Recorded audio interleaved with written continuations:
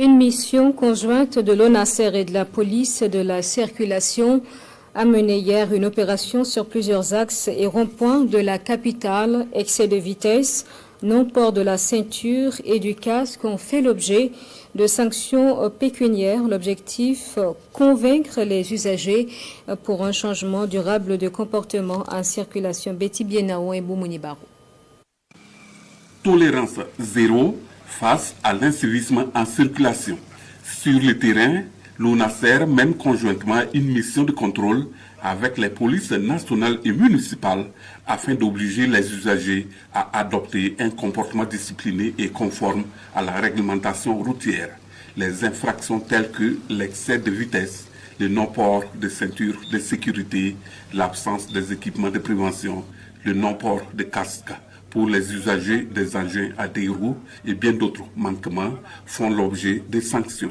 Certains doivent payer une amende comprise entre 6 000 et 25 000 francs CFA en fonction de l'infraction constatée. Je n'ai pas porté la sécurité, ceinture de sécurité. Voilà, je trouve que c'est une infraction. Bon, c'est une protection pour nous tous aussi. Voilà, puisque ça nous arrange. Mais comme on n'avait pas l'habitude, voilà, donc aujourd'hui on m'a pris pour ça. On achète des téléphones mais incassables. Mais pourquoi pas ne pas mettre aussi incassable aussi sur notre tête? Pour tout ce travail, c'est nous-mêmes notre santé et puis notre propre bien. Donc pour aujourd'hui là, ça m'a échappé. Sincèrement, ça m'a échappé puisque c'est tout ce que j'ai pris la moto, mais prendre ma moto à la réparation. Bon, on a compris.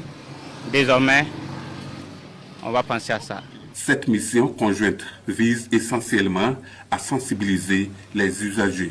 Pour les premiers acteurs chargés de la réglementation routière, il faut multiplier ce genre d'actions pour un changement de comportement. Cette mission, effectivement, rentre dans le cadre de la sensibilisation des usagers de la route sur le port réglementaire du casque, de la ceinture également de sécurité.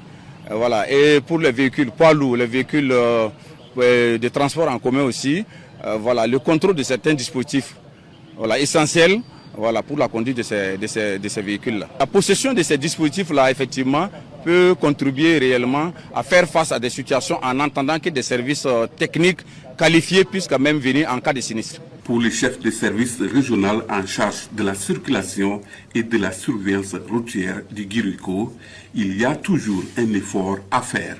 Il invite donc les usagers à s'approprier les règles de bonne conduite pour éviter les accidents de la circulation.